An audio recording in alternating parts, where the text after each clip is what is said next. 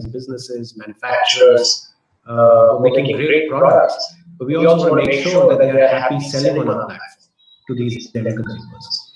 And so that ends up playing a very big role. And the third and final thing I would say is, while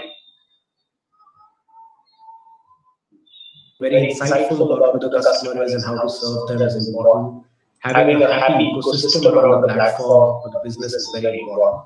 But the economics of the business are also very important.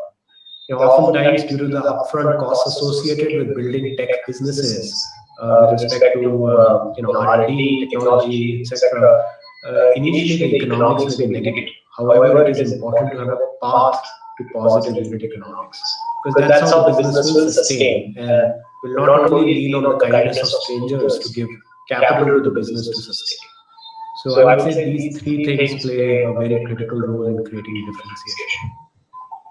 Thank you, Kumar. I think that was very good advice, that all the stakeholders should participate in the joy of building the new business with happiness, and most importantly, what you said at the end, the unit economics, unit profitability has to be taken into account, because as the volumes grow, economies of scale will also improve the profitability. So that's a great suggestion. Also now, in your opinion, what is the way ahead for startups to work at global level, which means going beyond their domestic markets? Should cross-country exchange be promoted by governments through the policies, regulations? What is your view on this? Sure. I think one of the big tailwinds we are seeing is that obviously India is the global leader in IT services, right? Where bespoke IT services, many of those, the leading behemoths in the IT sector, such as Infosys, Wipro, TCS, have also created products and platforms. But India is already known internationally for a great hub for technology products and services. Now, I think as a result of which, the tailwind we are seeing right now is that a lot of young startup founders are creating SaaS-based product companies, which are going international very, very fast. India will likely create more market cap through SaaS companies that are going global out of India versus any other subsector in the technology startup space. We're already seeing many unicorns get created in this process. So technology products will go international much faster out of India. I do feel that the success that many of these companies are seeing when going international from India, when the product is created in India but sold overseas, the success is mostly being seen in more familiar markets, the US, Singapore, Dubai. We are seeing that markets which are similar to India or easier to sell into or similar to sell into as India, we are seeing more success of these SaaS companies. With respect to the government's role, Israel has is a great model to look towards, even for India and other countries, where through the Israel Innovation Authority, they assess local enterprises to grow and increase their competitiveness in the global market by establishing strategic connections. Jetro does that from Japan, and the Indian government has some great relationships there. And also through regulatory sandboxes, oftentimes it is pointed out that regulations are not startup friendly. I think what we've seen is a significant development over the last few months, last few quarters and years, that governments are now the government of India is now supporting building of national capabilities through regulatory sandboxes. Countries like Singapore are doing that for fintech. Recently, the RBI announced the creation of a similar committee and a sandbox for fintech in India. So I do feel that the future looks very, very positive, because the government is taking a significant role in promoting new technologies that can be exported out of India. Thank you, Kumar. That was very optimistic, and I agree with you that governments have to encourage and motivate the startups to not only grow within domestic market but grow internationally, both the neighboring partner countries, but globally any other major market which wherever they want to go, because then the domestic market products and services globalize so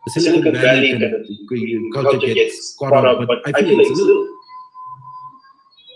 far-fetched for startups from this region. I believe we are more like the frontier innovators, and furthermore, Bhutan and India, we have a lot of shared values. Friendship is, has grown, from strength to strength, from years to years. And such initiatives such as like Startup India has brought in a lot of startups together to start conversating and start creating networks.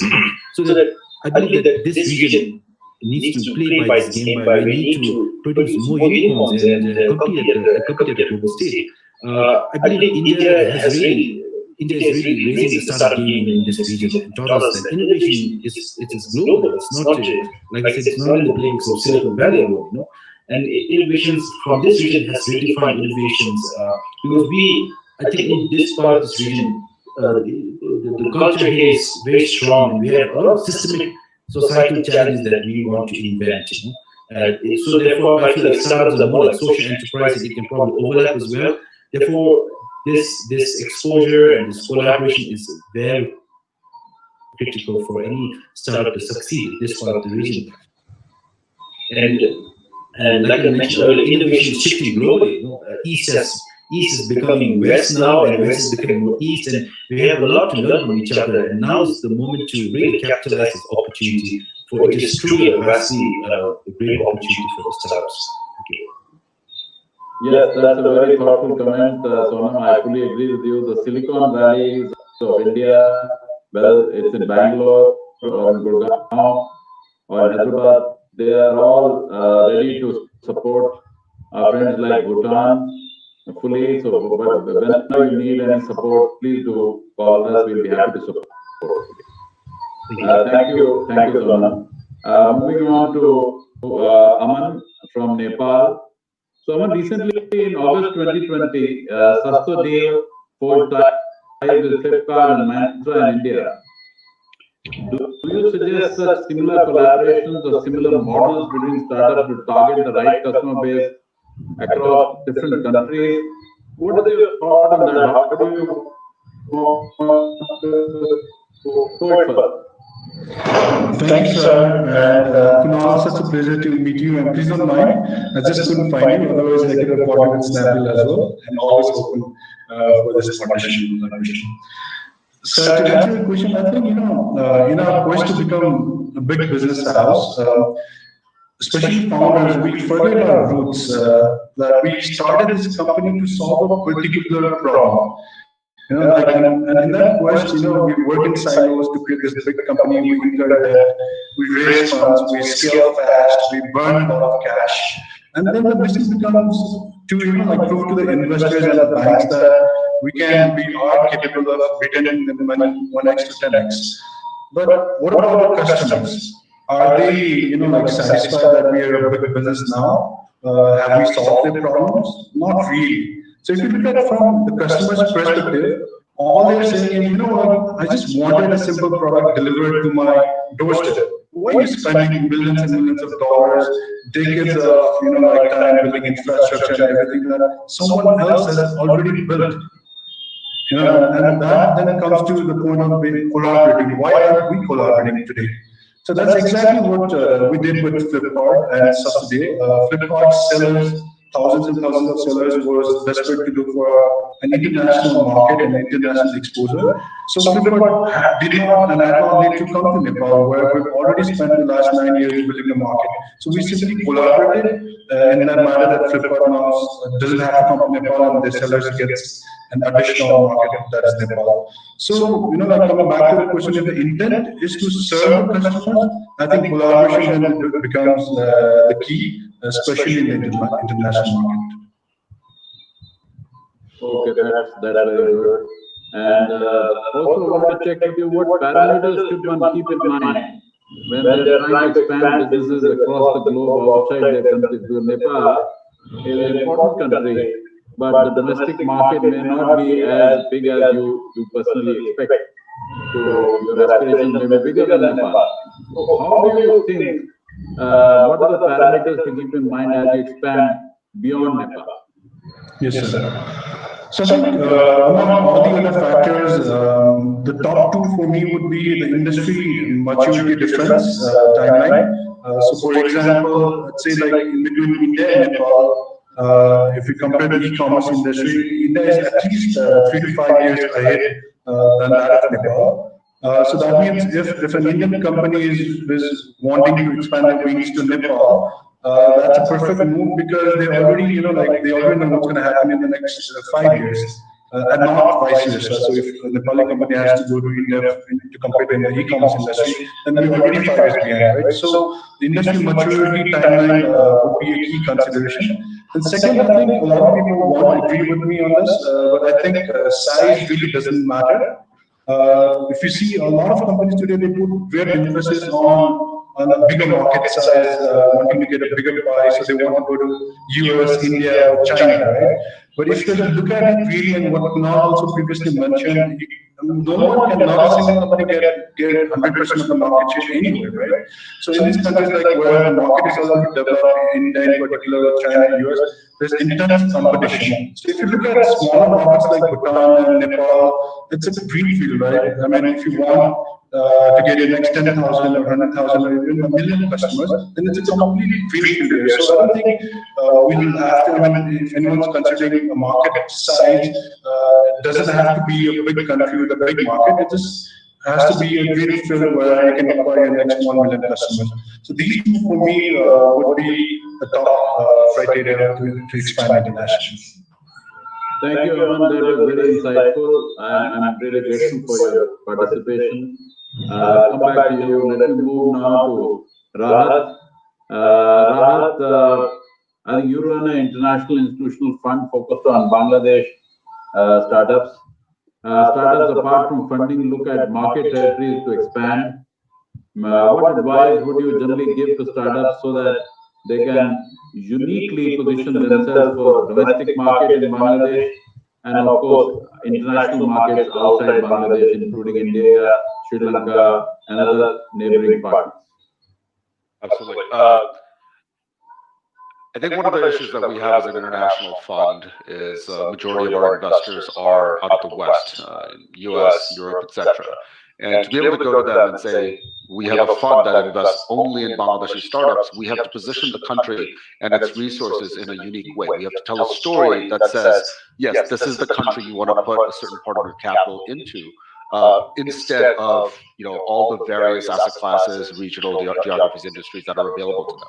So in telling that story, one of the key things that we think is very unique in Bangladesh is the vast population, the young, 30 to 40 million middle class, many of whom are in the technology, engineering, software development sector, who right now are often working at BPOs of the sort where they're effectively servicing Western companies. So the wealth creation is not happening in Bangladesh as it should. The value creation is happening for somebody outside of the country. So how do we bring that in? And I think a lot of this goes back to what Kunal had mentioned regarding the SaaS structures. Now, as Indian, Bangladeshi, and other regional founders are realizing, hey, we can tap into Western capital, we can actually build these companies ourselves. That allows us to go back to our investors and say, hey, we have found founders who are building things locally for the global market. For that, we've recently actually made an investment in a company called Gaze that's doing facial recognition API. This is, interestingly, a company that has started to follow what we are looking at, a three-step process. First step is use the local resources and build a very good local company, one that is dominant in Bangladesh. Second step, hopefully, the first step will allow you to raise seed funding. You work with your investors, in this case ourselves, to expand regionally and hire talent that are not available in Bangladesh itself. Third step, as better talent is hired and revenues are being generated regionally, start expanding globally based on the relationships and the expertise that you've been able to build. Over time, companies like Freshworks out of Chennai really stand out to us because this is a local Indian company that is now based out of San Francisco, raised $500 million. There's no reason that Bangladeshi talent can't, over time, own companies that are globally run and managed.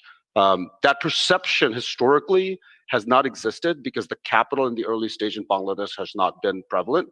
We're hoping that will change over the next few years.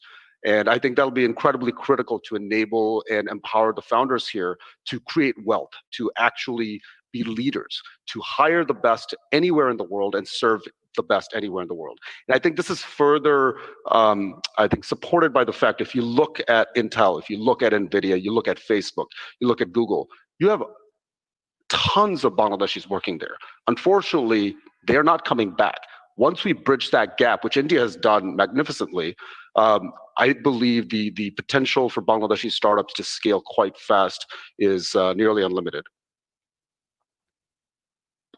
I'm sure, Rahat, that will happen. I'm sure all the very, very bright Bangladeshi engineers, etc., will support the startup movement in a big way in the coming years, just like Indian engineers, Indian entrepreneurs are doing. Also tell me, Rahat, that Bangladesh and India have long history of trade and business of centuries and centuries.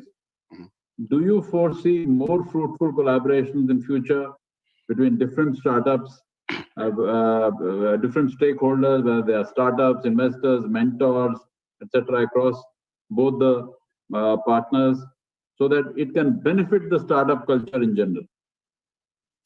Absolutely, absolutely. One of my big things is I don't really like the comparisons of Bangladesh versus India or Bangladesh versus other regional players, because we shouldn't be fighting amongst each other. We should be working together.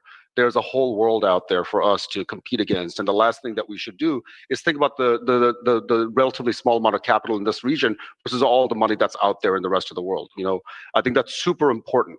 So anytime somebody brings up, yeah, we did this versus India, I don't really care.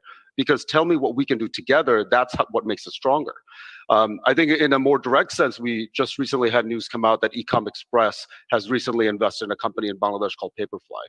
That's fantastic. But that is actually one of the very first times we've seen Indian capital from the startup side enter Bangladesh. I think there is actually a massive opportunity for a lot of the Indian startups as well as founders to come into Bangladesh, either through angel investment or through corporate venture investment, and really do some level of tech transfer, but at the same time, help a lot of these founders take it to the next step. I think with collaboration, I think it increases the chance of exits for Bangladeshi startups, as well as accelerating their development significantly. Absolutely, Rahat, and let me assure you, personally doing it, I'm encouraging all the entrepreneurs I meet, because they already are selling in Bengal, in West Bengal, and they're using Bengali as a language. So I have told them, I said, the same language will work, and you will have a massive market, additional market to serve. So please do that, and so I'll do that. You also do. Let's all do it, because frankly, cross-pollination is so important. Thank you, Rahat. Let me move to Sri Lanka now. We have Prajit here. So Prajit, the question I have is that you, as a head of BOV Capital, which is a Singapore and Sri Lanka-based venture capital firm focusing on companies looking for funds to expand regionally. BOV Capital has the aim of helping Sri Lankan startup capital capture regional and global opportunities. So this is a very, very great concept you are leading. So what support do you think the enablers like government, angel networks, VCs, etc., of the ecosystem provide to the startups in expanding outside their local territory? And do they first have a major success in Sri Lanka and then they expand, or do they start together? What is your view on this? First and foremost, good afternoon to all of you and a happy new year. Thank you for having me on this program. As some of you may already know, Sri Lanka is a very, very small domestic market with only 22 million people. So it's important for companies selling locally to become profitable. It's a good test market in that sense. And then look at expansion based on the product or services they are giving. So post-COVID, I think remote selling has become essential, not only to the smaller companies, but today, some of the companies from out here are doing 100% online to larger customers as well, with the help of references and their partners that they've had in the past. This ecosystem is only about 10 years old. So it's still growing slowly. The government in the past has, I think, also because of the war, has had other focuses. But I think going forward, there'll be a lot more focus. And with the last budget, we were told that there'll be more focus for the government from a startup ecosystem perspective. So there are many players out in the market today, in the ecosystem players. And I will just talk about some of the things BOV Capital has done. So BOV Capital was created basically out of Singapore. We have two funds, one out of Singapore and one in Sri Lanka. The Singapore fund basically focuses on taking startups to the region, whereas the local fund focuses on local problems and trying to expand locally. And depending on the product or services, we may export some of them outside Sri Lanka. We are a tech and tech-enabled focused investment company. The second thing you were asking about the angel network. I'm also the founder of the angel network in Sri Lanka. And we have a large network today, and we've just created a fund for seed capital. With the alliance of the network around the world and the network, so we've actually tied up a lot of, including the Indian Angel Network, the Mumbai Angels, Singapore Angels, UK, the various alliances that we created. We've actually been able to help these startups go to market fast, because whether it's through an investment, whether it's through a customer introduction, that credibility comes in, and that's where we really have our strengths. And then recently, through the Ceylon Chamber of Commerce, I created the Council for Startups was basically to fill the void of a one-stop shop in Sri Lanka. So most startups, the biggest pain point here has been either having access to information, access to market intelligence, or resources in terms of setting up, looking at legal frameworks, the finances, looking at the finance governance and stuff like that. Right? So we've been, this council will basically focus on this particular area, and it becomes a one-stop shop. From the government's perspective also, as I said, there is the ICTA, which is the Information Communication Technology. We work very closely, the agency itself. And they've got many programs where we are working hand in glove with them to promote these startups. So I hope that gives you a bit of flavor of how we have set up to hopefully scale some of these startups out to the region and locally. Thank you, Bajit. That was very insightful. Also, with change in the market dynamics because of global pandemic last year, on one side, we saw increased focus on self-reliance in every country. And on the other side, we saw cross-country movement of essential goods. How should the startups reorient themselves in this new world? Should they focus on the local markets?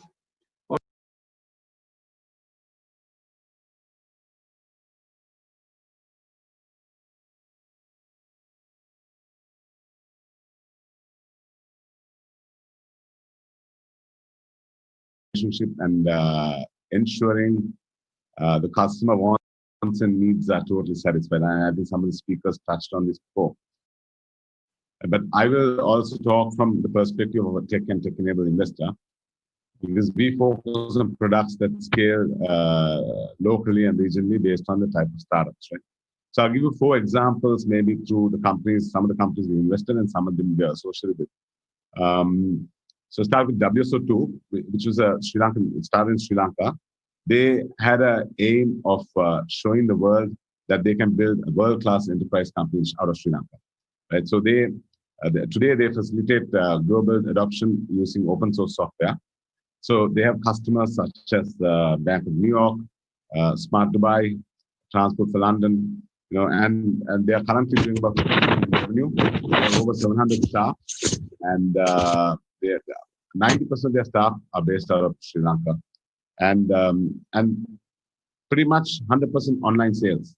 So that if you can convert your customer online without even having to visit the customer, that also talks about how good your product is, because it's a DIY product, right? And I think that is key, because today we all use different products that are from our home, and we only use the products that is easy to implement and adapt and take it forward. So I think it's a very, very important lesson for any startup to ensure the product is very easy to use and the customer finds. The second company I'll talk about is Ensign, which was the Industry 4.0 company for the Apple sector. We exited them last year, but they were in 7 countries when we exited them. They tweaked the product to do remote deployment with 0 factory visits, right? So it became a DIY product with a lot of training videos. So their go-to-market strategy was basically, even for new customers, right? What they did was basically increase the penetration with the existing customers in terms of the factories, right? They looked at co-sell partners in each country who also brought in through customer references and also with partner references, and they also developed so factory flow at your palm, right, which lets the production manager manage the factory remotely and efficiently. So these are small things that allow the company to become more efficient, costs coming down, and the scalability becomes much better. The third company I'll talk about quickly is Zigzag, which is the #1 online-led fashion brand for women in Sri Lanka. Right? So they are a local company. They used to source raw materials from different countries, including China and India. As the demand reduced during COVID time, and this is retail, the supply chain did not get impacted too much because the demand reduced. But I think they recovered very fast because they were because they were sourcing from various countries. They were able to get this using different sources. They were able to get the raw materials to meet the demand. One of the things that came out of this whole COVID situation is they managed to bring back the printing and the dyeing, which shifted to Sri Lanka. And that has increased the overall efficiency of the company in terms of lead times and to avoid future shortages as well. So currently they are looking at test marketing in the region. They're doing a test market in countries like Maldives and looking to see how they can expand through the partner network. Right. The last company I'll talk about is Linear Squared, which is a machine learning company building a scalable forecasting platform. They expanded region in 2009 and they set up in Singapore. They have investors from the region and they have customers also from the region. They closed one of the leading online groceries in the region, actually from India, and deployed it 100% remotely. So that just shows how well the product is also scaling. And they are now co-selling through the regional partners in different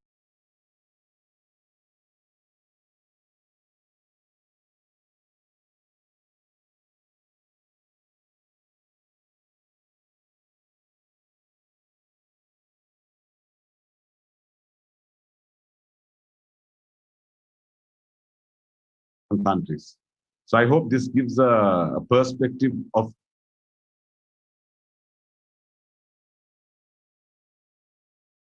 Sri Lankan startups and their go-to-market strategies